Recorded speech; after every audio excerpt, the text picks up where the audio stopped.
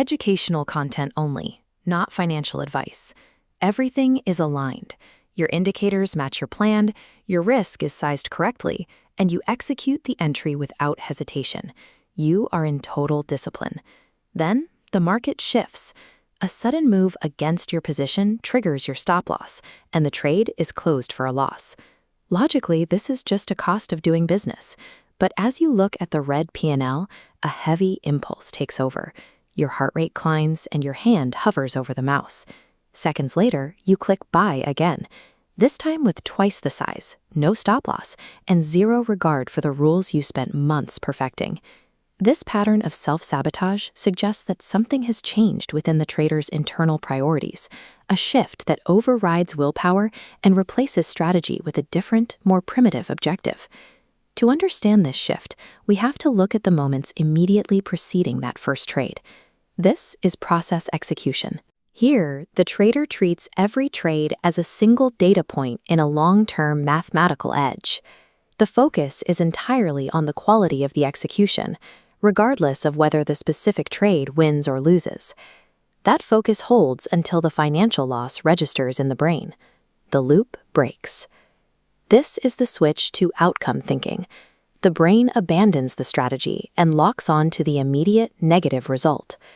The trader is now operating from a state of emotional survival. The goal is no longer to trade well, but to stop the pain caused by the loss. Behavioral science explains this through loss aversion. In the human psyche, the pain of a loss is experienced much more intensely than the satisfaction of an equal gain.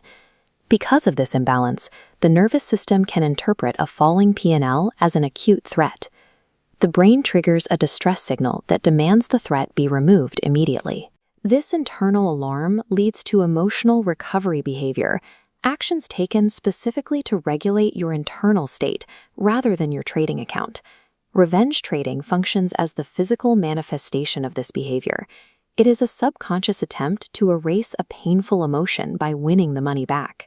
When you understand this mechanism, your past failures look less like a lack of character and more like a hardwired biological response to sudden pain.